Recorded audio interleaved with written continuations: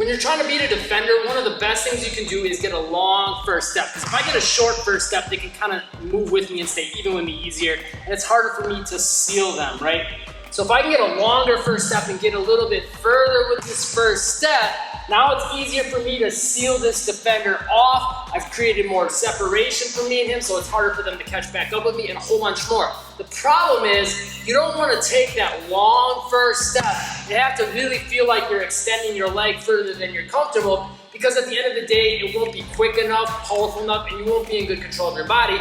So you're taking a long first step that really won't work well in game situations. I've got the solution for you though. Make that long first step easier. Today I've got 3 stretches that will help you get a longer, easier first step so you can break ankles and blow by defenders. And the best part is you can do these anywhere. You don't have to even be at a court. Coach Jesse Minshew with Get Handles Basketball. Subscribe and click that bell icon so you can catch the newest videos. The first stretch is an area of your body that's really, really important for that first step, but it's also often overlooked, which is a good thing for you, because if you hit it, you'll probably notice a big improvement in your first step right away. It's your hip flexors, so right in here on the front of your hips. If you think about it, if you can stretch that longer, I mean, that's probably the most important muscle that you could stretch out to get a longer first step, right? Well, that'll help a lot along with the other stretches I'm gonna give you.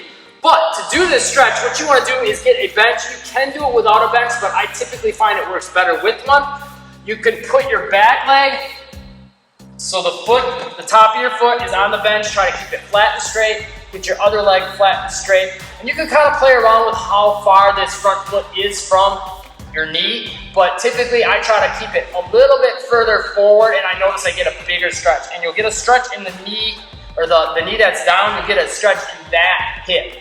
One thing I like to do to amplify that stretch, if you're not feeling it, is you can raise your arm up, and you'll also feel it maybe a little bit in your hips up here, not just down below the hip bone. You'll feel it above it if you reach up with that arm. And then sometimes I'll even try to touch my other hand to the ground, and I'll really notice a bigger stretch there.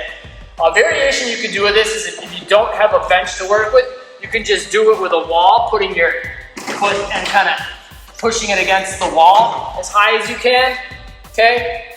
And another key cue I can give you to get that stretch if you're having a hard time feeling it, think about keeping your chest up and pushing your hips forward. So we don't want to be down here like this. That's not going to help stretch that area nearly as well. You want to keep that chest up and maybe even turn up. So the knee that's down, you're lifting that shoulder up. So knee down, shoulder up on the same side. One final variation you can do with this, if you don't have either of these as an option, maybe your parents don't want you putting their feet on the wall and you don't got a bench to work with, is you could just put the back leg on the ground, or even put a basketball underneath that foot. But even the foot on the ground, if you put this leg forward far enough and turn it up, you should be able to still hit that area. I recommend you hold this for at least 30 seconds to a minute. These muscles are chronically tight because in today's society, we do a lot of sitting. And what you'll notice when you're sitting, this muscle gets shorter, right? And you're always relaxed in that position. And because of that, the muscles tend to shorten up and aren't as flexible. So all this sitting we're doing, we really need to counteract. If you think about all the hours in the day that you're sitting, spending 30 seconds to a minute to stretch it out is gonna help a lot. But you could even go for up to like 2 minutes on this, because again, you gotta counteract all that time you're in this position. Next stretch is one of my personal favorites. I actually got this from yoga. Again, it's gonna work on the hips, but a different part. It's gonna hit more of like your glute, your butt, and a little bit more on the outside of your hips. And you might even feel it a little bit in your groin as well. And there's 2 parts to it actually. I got this from yoga, again, it's called the pigeon. So what we're gonna do for this is we're gonna bring one leg in so it's about parallel to your chest. Bring the other leg back. Make sure, again, the toes are on the ground. So we don't want our foot like this on the side. We wanna try to keep the tops of our toes touching to the ground. From there, we're gonna do 2 different things. First thing we're gonna do is put our hands on the ground and lift that chest up again. That's gonna hit, again, the hip flexor a little bit. You can't overdo getting that stretch in because it's really important to hit that area. And it'll hit it in a little bit different spot. So try to keep that chest up, put your hands on the ground, and try to hold your head up as high as you can, okay? Hold that for about 10, 20 seconds. But then the main stretch we're really trying to do with this is leaning forward over this leg. And I'll really play around with this. Right now, I'm not feeling it a ton because I do this stretch a lot. So I'm pretty flexible in this area, but typically you'll feel it right in here on the outside of your hips and your butt muscle. but you want to lean over that leg. Try to bring your chest far forward. And then the further forward you go, you might start to feel a little bit more in your the inside of your leg, your thigh, and a little bit in your groin. And then from there, I'll just hold that for like 30 seconds. I'll literally, if you can get your head to the ground like this, if you're not too flexible, you probably won't be able to at first. You'll have to work your way up to it. But if you can get your head to the ground, I'll just chill out here and relax and just do some really deep breathing for about a minute or two.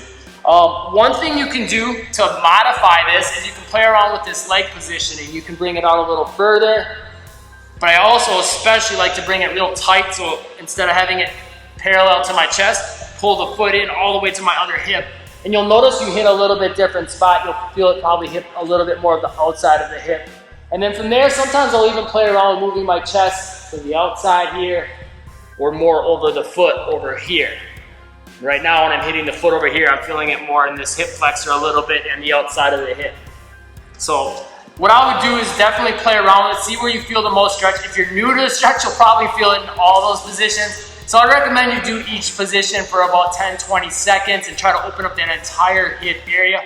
That'll get you a longer, more explosive, and easier first step. Last stretch is going to be great for opening the groin area and the inner thighs. But leave me a comment. Let me know if you've ever seen these stretches before, and hit that like button if you're digging them. Third stretch is called the frog. And for this one, you want to be on your hands and knees to start, like this. And all you want to do is bring your legs back a little bit and out a little bit. Now, the further you put them out, the more of a stretch you're going to feel. And from there, all you're going to do is lean back. Now, you might not want to do this at a hardwood court like I am, because it can kind of feel rough on your knees, but the further you put them out, I think you'll feel it a little bit less in your knees. And then from there, you can bring your whole body back down. I see a lot of people will do it kind of like this, and they'll really push back, okay? You can do that too. If you're gonna do it that way, they'll recommend you do it on your elbows, because one of the things I see with a lot of people is when they're doing their stretches, they're kind of like grimacing their face. Oh, it's so hard. And what you're actually doing is tensing your muscles up. The whole point of these stretches is to relax and loosen the muscles up. So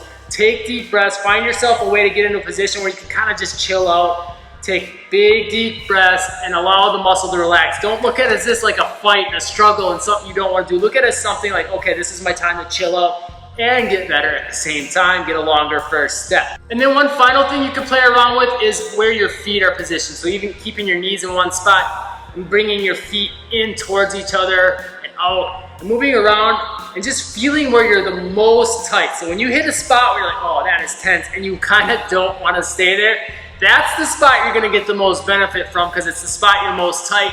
And that's what's probably restricting your movement and not allowing you to have a long first step. At first, it's gonna be tense. Try not to make a grimacing face and, I don't like this, right? Just relax, take long, slow, deep breaths, and try to allow the muscle to relax. And I guarantee you, if you just hold there for 30 seconds or so, maybe to a minute, when you find those spots, you'll definitely be able to loosen up quite a bit more. And actually, this spot is pretty tight on me, so I'm gonna chill out right here. But if you want some more ways to loosen up your legs and get a longer first step, also the rest of your body, if that's getting stiff, can make you move slower, I've got a workout for you.